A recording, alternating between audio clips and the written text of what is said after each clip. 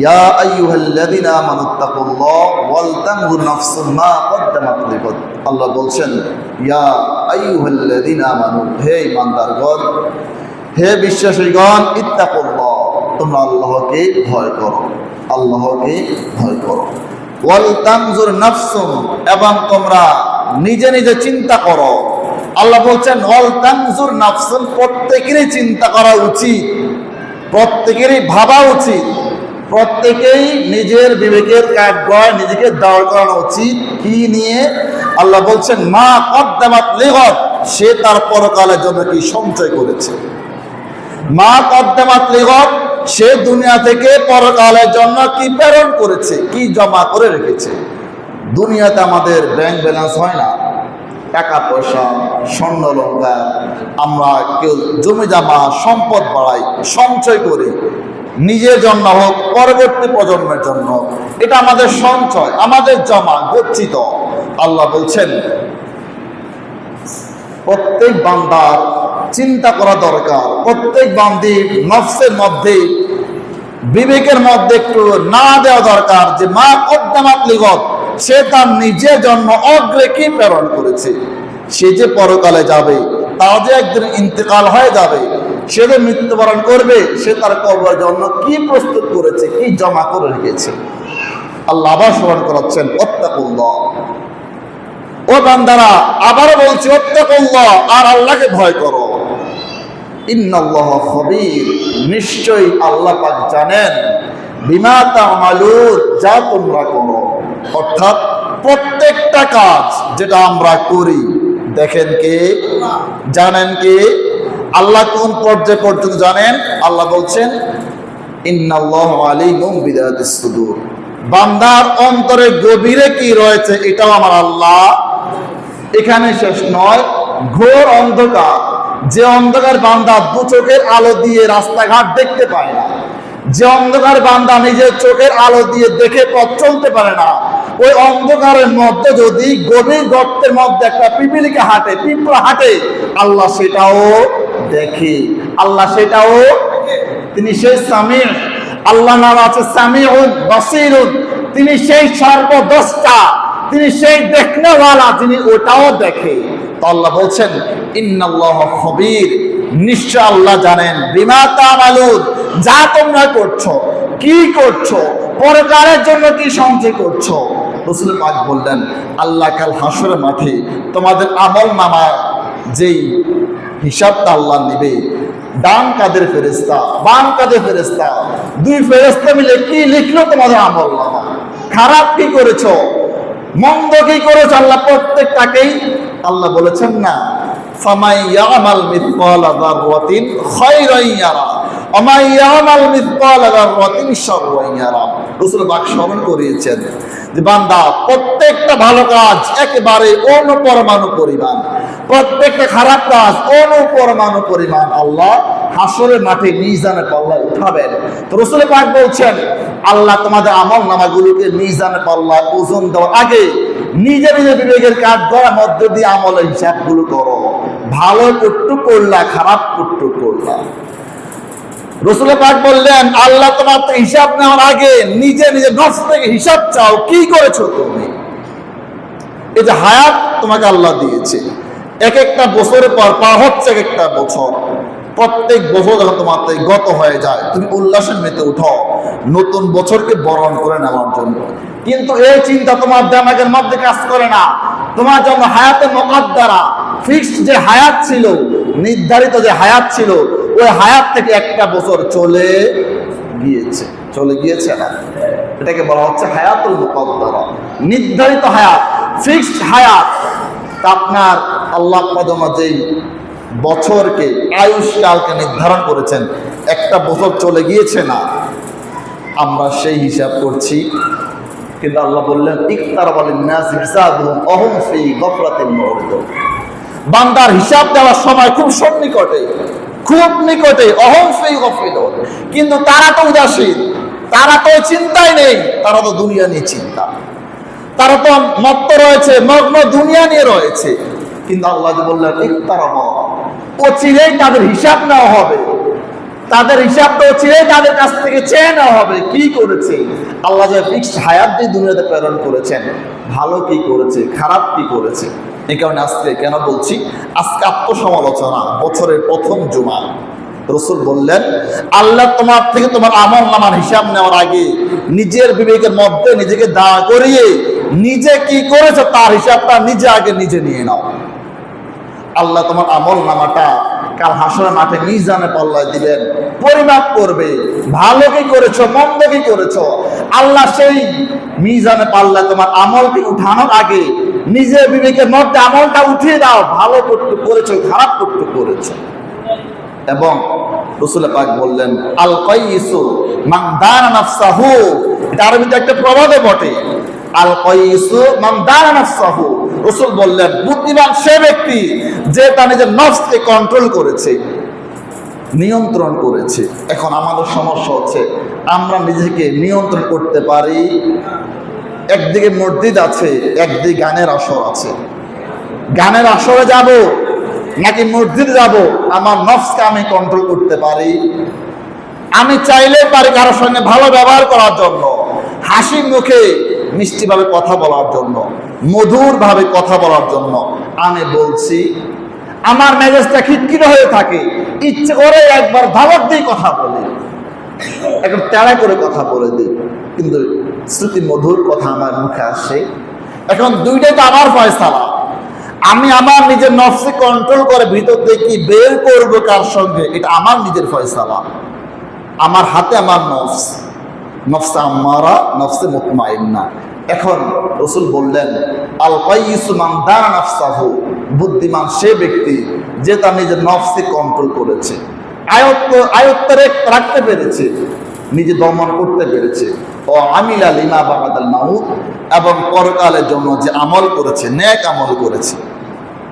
প্রিয় হাজরিন, সে কারণে বলবো বছরের প্রথম জুমা, বছরটা শুরু হলো, একটু নিজে নিজের হিসাবটা মিলান। আমরা নিজে নিজের হিসাবটা মিলাই কি করেছি।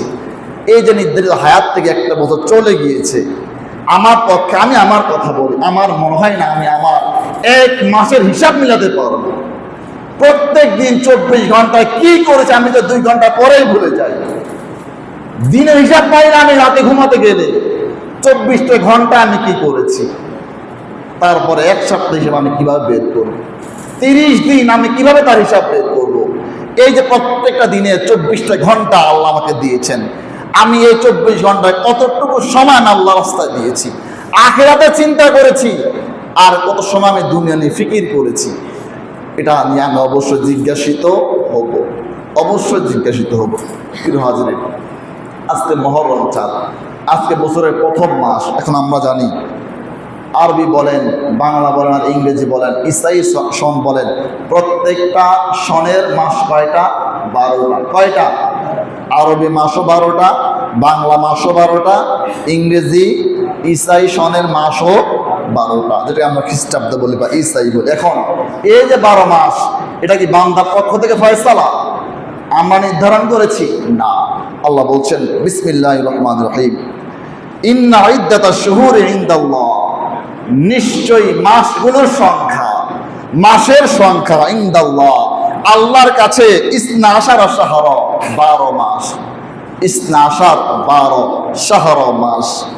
আল্লাহ বলছেন, ইন্না ইদ্দাতাশ শুহুরি ইনদাল্লাহি 12, নিশ্চয়ই আল্লাহর দরবারে মাসগুলোর সংখ্যা 12টি, এটা ফিক্সড। এখন এই যে 12 মাস, এটা কখন থেকে? আল্লাহ বলছেন ফি কিতাবিল্লাহ, আল্লাহ তাআলা বলছেন আল্লাহর কোরআনে পাকের মধ্যেই এই 12 মাস নির্ধারিত। এখন এই যে 12টা মাস নির্ধারিত, এটা কখন থেকে? আল্লাহ বলছেন ইয়ামা খালাকাস সামাওয়াতি ওয়াল আরদ, ইয়ামা খালাকাস সামাওয়াত, আল্লাহ যখন আসমানগুলো সৃজন করেছেন, ওয়াল আরদ, জমিনগুলো সৃজন করেছেন। তার মানে দুনিয়া সৃষ্টির শুরু থেকেই মাসের সংখ্যা 12টা, জমিন সৃষ্টির প্রারম্ভ থেকেই মাসের সংখ্যা 12টা। এটা আল্লাহর দরবার ফিক্সড রয়েছে। আল্লাহ বলছেন মিনহা আরবাতুন হুরুম, এই 12টা মাসের মধ্যে 4টা মাস সম্মানিত আল্লাহ হারাম করেছেন। হারাম আরবি শব্দ, বাংলা হচ্ছে সম্মানিত। যালিকা দ্বীনুল কাইয়িম, আল্লাহ বলছেন এটাই চিরস্থায়ী ধর্ম। ফালা তাজলিমু ফীহিন্না আনফুসাকুম, অতঃপর তোমরা তোমাদের নিজের উপর, নিজের নফসের উপর তাজলিমু, জুলুম করিও না, অবিচার করিও না। এটা কেমন জুলুম? বান্দা তার কখনো কি সে তার নিজের প্রতি নিজে জুলুম করতে পারে? হ্যাঁ, অবশ্যই পারে। যখন সে কোনো খারাপ কাজে তাকে ডাইভার্ট করে দেয়, যখন সে কোনো পাপাচার কাজে নিজেকে লাগিয়ে দেয়, তখন এটাই হয়, সে তার নিজের নফসকে নিজে কি করলো? পাপাচারে লাগিয়ে দিয়েছে, খারাপ কাজে লাগিয়ে দিয়েছে। যখন আমি আমাকে খারাপ কাজে নিয়ে গিয়েছি, এটার নাম আমি আমার নিজের প্রতি জুলুম করেছি। কি করেছি? জুলুম করেছি। আপনি মানেন কিংবা না মানেন, নিঃসন্দেহে যখন আমি আমাকে খারাপ কাজের দিকে নিয়ে গিয়েছি, পাপাচারে নিয়ে গিয়েছি, অশ্লীল কাজে নিয়েছি, বেহায়াপনার মধ্যে নিয়েছি, আমি আমাকে খারাপের মধ্যে ডুবিয়ে রেখেছি, এটার পর কি করলাম? জুলুম করেছি। এটা তো একটা আছে, আরো জুলুম আছে না? বান্দা আত্মহত্যা করে না, বিষ পান করে না, ট্রেনের নিচে মাথা দেয় না, কি বলেন, আমরা কি সংবাদ পাই না? বাসের নিচে মাথা দেয় না, দেয়। হ্যাঁ, আমাদের কিছু যুবক ভাইরা নিজের হাত কাটে না, ওই কি কারণে জানো কাটে না? এখন এই যে কাজগুলো, এটা কি নিজের প্রতি জুলুম নয়? নিজের প্রতি জুলুম নয়? শরীর আমি দেখছি আমার, কিন্তু শরীরকে আমি বানিয়েছি? শরীরটা আমার বানানো না, এটা মালিক আল্লাহ। এই কারণে রাসূল পাক বললেন, আল্লাহ তোমাকে শরীর দিয়েছেন, কাল হাসরের মাঠে এই শরীর তোমার পক্ষ থেকে সাক্ষ্য দিবে। এগুলো আমাদের পুরানো ওয়াজ, আমরা জানি না? আমাদের হাত আমাদের বিরুদ্ধে সাক্ষ্য দিবে, জানি না আমরা? মুখ সাক্ষ্য দিবে না, পা সাক্ষ্য দিবে না, জবান সাক্ষ্য দিবে না, জিহ্বা সাক্ষ্য দিবে না, চোখ সাক্ষী দিবে না, কথা বলে না, কান সাক্ষ্য দিবে না, আমার বিরুদ্ধে সাক্ষী দিবে। কিন্তু হাত কার? আমার হাত। পাও কার? আমার পাও ছিল। চোখটা কার? কথা বোঝে না। আমার চোখ। কান কার? আমার। বিবেকটা কার? এগুলো সব কিছু যদি আমার হয়, আমার বিরুদ্ধে সাক্ষ্য দিতে পারে? আমার বিরুদ্ধে আল্লাহ দরবারে বলতে পারবে? এই কারণে বডিটা আল্লাহ, আল্লাহ দিয়েছে আমাকে রক্ষণাবেক্ষণ করার জন্য। ওই যে একটা নফস দিয়েছে, এটা দিয়ে আমাকে আমি কন্ট্রোল করার জন্য। কিন্তু আমি বুঝি না, আমি তো আমি আমার মতো দেশে চলাফেরা করছি, আমার লাগাম টানা ধরা দরকার নাই। কিন্তু না, প্রিয় হাজিরিন, এখানে আল্লাহ পাক স্মরণ করাচ্ছেন, ফালা তাজলিমু, তোমরা নিজেরা নিজেদের প্রতি জুলুম করিও না। সাবধান, নিজেরা নিজেদের প্রতি জুলুম করিও না। অকাতিলুল মুশরিকিনা কাফা, আর মুশরিকদের বিরুদ্ধে সর্বদা যুদ্ধ করো, কামা ইউকাতিলুনাকুম কাফা, যেমনি ভাবে তারা তোমাদের বিরুদ্ধে যুদ্ধ ঘোষণা করেছে। এখন সময় সংক্ষেপ, কিছু কথা মনে পড়ে যায়। এখন মনে হয় ফুটবল বিশ্বকাপ শুরু হয়েছে না? মনে হয় আকাশ বাতাসে একটা সংবাদ পাওয়া যায়, আমাদের দেশের ছেলেরা ফজরের ওয়াক্তে উঠতে পারে না, ঠিক রাত 3টায় উঠে টিভির সামনে খেলা দেখতে। কিন্তু 3টায় খেলারও সময়, তাহাজ্জুদেরও হয়, কথা বলে না, ঠিক আছে না? 1 ঘন্টা পর ফজরেরও সময় হয়, ম্যাচটাও খুব জমজমাট হয়ে, কিন্তু চোখটা টিভির পর্দা থেকে সরে, কথা বলে না, সরে। এখন এই যে আল্লাহ যে বললেন মুশরিকদের বিরুদ্ধে সর্বদা যুদ্ধ করো, আমরা তোদেরকে আগলাই ধরি। ইস, কয়েক বছর আগে একবার ফিলিস্তিন বলে জীবন দিয়ে দিলেন। আরে বাবা, ফিলিস্তিনের পতাকা বুকে লাগাইয়া ভালোবাসি ফিলিস্তিনকে। হ্যাঁ, ইসরায়েল বয়কট করো, ইহুদিদেরকে বয়কট করো, নাসারাদেরকে বয়কট করো। এখন আবার ঘুরে ফিরে সেই পীড়িত, আবার সেই ভালোবাসা। তিতা লাগছে কথাগুলো, তিতা লাগছে। তারা মুসলমান, খেলা হালাল না হারাম এটার বিষয় পরে, এটা অন্য চ্যাপ্টার। তারা মুসলমান, কথা বলেন, তারা আমাদের বন্ধু। আপনারা তো মাশাআল্লাহ আমাদের দেশে ওই আর্জেন্টিনা কোথায়, কত হাজার মাইল দূরে কিলাকিলি হয় বাংলাদেশের নকিয়াবাদ। ব্রাজিল কত লাখ মাইল দূরে মারামারি হয় আমাদের বাংলাদেশে ওদেরকে নিয়ে, অথচ ওরা আমাদেরকে চিনেও না। আমার 14 কাউকে ওরা চিনেও না। বাংলাদেশ যে মানচিত্র একটা আছে ছোট্ট, এটা অনেকে জানেও না। কিন্তু বাবারে, আমার রাতের ঘুম নাই। আমি নতুন জার্সি একটা বানাই বাবারে ওই পতাকা দিয়ে। হ্যাঁ, এখন এই যেগুলো আমরা আমাদের জন্য নিয়ে আসলাম, এটার কারণ কি? অনেক খারাপ লাগছে মনে। দেখেন, আমরা ইসলামের সঙ্গে এটাকে আনি না, এটা অন্য। কিন্তু আপনাদের লাফালাফি দেখে মনে হয় আরে এটা মনে হয় আমাদেরই একটা সংস্কৃতি, মনে হয় এটা মুসলমানদেরই একটা কালচার, কিয়ামত।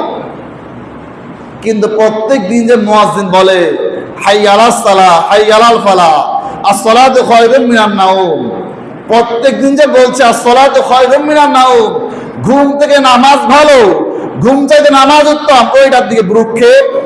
আজকে যেন ঘুম থেকে খেলা ভালো হয়ে গেছে। তো আমার বিবেক কোথায় কাজে লাগাচ্ছি আমি? আবার মাঝে মধ্যে ফিলিস্তিন বলে ভালোবাসা দেখায়, এটা সাময়িক কথা। এই জন্য নিজেকে নিজে ধোঁকা দিই না, হুদা এগুলো বলে দরকার নেই। আমরা আমাদের ওই যে আমি একদিন বলছি মনে হয়, আমরা টপ টু বটম ওদের প্রেমিক, টপ টু বটম আমরা ওদেরই কালচার গ্রহণ করছি। আবার আল্লাহ দেওয়ার হাত, আল্লাহ জান্নাত দাও, আল্লাহ আল্লাহ জান্নাত দাও, শেষ দায়ু জান্নাত খুঁজি। অথচ আমার চলাফেরা ওদের মতো ইহুদি স্টাইলে, আমার চুলে কাটিং খ্রিস্টান স্টাইলে, আমার শার্টটা ওদের স্টাইলে, আমার প্যান্ট ওদের স্টাইলে, আমার চলা ওদের স্টাইলে, আমার আড্ডায় কথা হয় ওদেরকে নিয়ে। আবার আল্লাহ জান্নাত দাও, আল্লাহ জান্নাত দাও, আল্লাহ জান্নাত ভিতরে ঢুকাইয়া দাও। How it's possible? এটা কেমনে সম্ভব? আমার পুরো জীবন চালাচ্ছে ওদের বিষয়গুলো দিয়ে, ওদের অনুকরণে অনুসরণে, আবার আমি আল্লাহর দরবারে জান্নাত কামনা, হাস্যকর হয়ে যায় না? আল্লাহ হেফাজত করুক, আমিন বলেন। আল্লাহ বলছেন তোমরা সর্বদা ইহুদিদের বিরুদ্ধে কি করো? যুদ্ধ ঘোষণা করো মুশরিকদের বিরুদ্ধে, যেমনি ভাবে তারা তোমাদের বিরুদ্ধে সর্বদা যুদ্ধ ঘোষণা করেছে। ওয়ালামু আন্নাল্লাহা মাআল মুত্তাকিন, আর জেনে নাও অবশ্যই নিশ্চয়ই আল্লাহ মুত্তাকিদের সঙ্গে আছেন। তার মানে আল্লাহ পাক মুত্তাকিদেরকে সাহায্য করেন, মুত্তাকিদেরকে, খোদা বিরোধীকে আল্লাহ পাক গায়েব থেকে সাহায্য করেন। প্রিয় হাজিরিন, এবার আসুন মুহররম মাস আজকে। এই মুহররমের একটা অতি গুরুত্বপূর্ণ বিষয় হচ্ছে আশুরা। আজকে মুহররমের 3 দিন আমরা ইনশাআল্লাহ নামাজের পর আশুরা নিয়ে কথা বলবো। তো রাসূল পাক যখন মক্কা পাক থেকে মদিনায় পাকে তাশরিফ নিয়ে গেলেন, দেখলেন ইহুদিরা একটা দিনে রোজা রাখছে খুব বেশি সম্মান করে। জিজ্ঞেস করলেন কি হয়েছে এই দিনে? নবী সাহাবীরা বললেন এই দিনে আমাদের নবী মূসা তিনি তার দল বল নিয়ে নীল নদ থেকে মুক্তি পেয়েছেন, এবং আল্লাহ এই দিনে ফেরাউনকে তার দলবল নিয়ে নীল নদে ডুবিয়ে মেরেছেন। এই কারণেই আল্লাহ মূসা আল্লাহ শুকরিয়া আদায় করতে গিয়ে এই দিনে রোজা রাখতেন, আশুরার দিনে। রাসূল পাক বললেন নবী মূসাকে অনুসরণের দিক থেকে তাদের চাইতে আমরা অধিক নিকটবর্তী, আকরাবু। রাসূল বললেন সামনে বছর থেকে তোমরা রোজা রাখবে, আমি রাসূল পাককে রোজা রাখবো। আর একখানে হাদিস এসেছে যেটা আমাদের রাসূল পাক স্পষ্ট বলেছেন, তোমরা আগামী বছর থেকে কি করবে? মুহররমের 9 তারিখ রোজা রাখবে, 10 তারিখও। তাহলে কথা ক্লিয়ার, রোজা হবে মুহররমের 9, 10 আশুরার রোজা। উপকার কি হবে? রাসূল পাক বললেন আরাফা রোজা বিষয় আল্লাহ তাআলা আমি কামনা করছি, আশা করছি আল্লাহ যে বান্দা আরাফা রোজা রাখবে আল্লাহ তার পেছনের 1 বছর, সামনের জীবনে 1 বছরের গুনাহ মাফ করে দিবে। আর এই আশুরার রোজা আল্লাহ বান্দার অতীত জীবনে 1 বছরের গুনাহ আল্লাহ মাফ করে দিবে। তবে আরেকটা বিষয় আছে, রাসূল পাক বললেন মাহে রমজানের পরে সর্বোত্তম হচ্ছে এই মুহররম চাঁদের রোজা। কেন?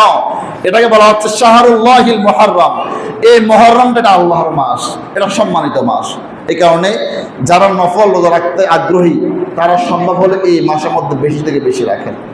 আমরা ইনশাআল্লাহ জাস্ট এই বছর আপনারা যারা আশুরা রোজা পালন করবেন, বৃহস্পতি শুক্র, আশুরা পড়ছে 10 তারিখ শুক্রবার, সামনে শুক্রবার, আর বৃহস্পতিবার 9 মুহররম। তাহলে 9, 10 বৃহস্পতি শুক্র 2টা রোজা যদি সম্ভব হয় পালন করবেন। এবার আসেন আমরা আমাদের কথা শেষ করে দিচ্ছি। এখন আমরা এই যে এত কথা রাসূল পাক উম্মতকে বারংবার সতর্ক বার্তা দিচ্ছেন, কিন্তু উম্মত এই কথাগুলো কোনো ভ্রুক্ষেপ করছে না। রাসূল পাক বারংবার বললেন, আমি আজ সেটা নিয়ে কেন চড়াল হলাম? রাসূল পাক বললেন তোমরা ইহুদিদের সাদৃশ্য করিও না, তাদেরকে অনুকরণ করিও না, নাসারা তাদেরকে অনুকরণ করিও না। কিন্তু আমরা কেমন যেন ঘুরে ফিরে এসে তাদেরকেই অনুকরণ করি, তাদেরকেই অনুসরণ করি। এটা আজীব বিষয় আমাদের মধ্যে হয়ে গিয়েছে। হয়তো একটু কষ্ট হয় ওদেরকে ছেড়ে চলতে, কিন্তু না, ওই যে সহজে পাই আর মাঝে মধ্যে ভালো লাগে কাজ করে, বাস ঘুরে ফিরে ওদের সঙ্গে মিশে যায়। কিন্তু রাসূল পাক বললেন, তোমরা তাদেরকে সাদৃশ্য করিও। এই যে আশুরার রোজা, এটা পর্যন্ত আরেকটা রোজা বাড়ানো হলো, না হয় আশুরা মানে 10 তারিখে রোজা নফল রোজা ছিল। রাসূল পাক বললেন তাদের সাদৃশ্য হবে, তাদের সঙ্গে মিলে যাবে। এই কারণে তোমরা সামনের বছর থেকে 9 তারিখ রোজা রাখবে, 10 তারিখও রোজা রাখবে, তাহলে তাদের কি হবে না, সাদৃশ্য হবে। এখন রাসূল পাক আমাদের প্রত্যেকটা জায়গায় ক্ষেত্রে ক্ষেত্রে ভাগ করে দিয়েছেন, বিভক্ত করে দিয়েছেন, যে তাদের সঙ্গে আমাদের কি না হয়, একরকম না হয়ে যায়, মিলে না যায়, আমরা ঘুরে ফিরে তাদের সঙ্গে গিয়ে নিজেদেরকে মিলিয়ে দিই। আল্লাহ আমাদেরকে হেফাজত করুন, আল্লাহ আমাদেরকে হেফাজত করুন। আবার বলছি, একটা বছর শেষ হয়ে গিয়েছে, একটা বছর নতুন পেয়েছি। যে বছরটা চলে গিয়েছে, আল্লাহ দরবারে ক্ষমা চাওয়ার সময়, যে আল্লাহ 1 বছর চলে গিয়েছে, জানি না কি করেছি, আল্লাহ কি যেন আমলনামার মধ্যে আমি পাঠাতে পেরেছি, আল্লাহ যা হয়েছে আল্লাহ মাফ করে দাও, আল্লাহ মাফ করে দাও। আজ একটা বছর আল্লাহ আবার একটা বছর হায়াত দিয়েছ, শুরু করেছে আল্লাহ আমার জীবনের মধ্যে। আল্লাহ গত বছর যা করেছি তার চাইতে বাড়তি কিছু নেক আমল করার তৌফিক আমাকে দিও।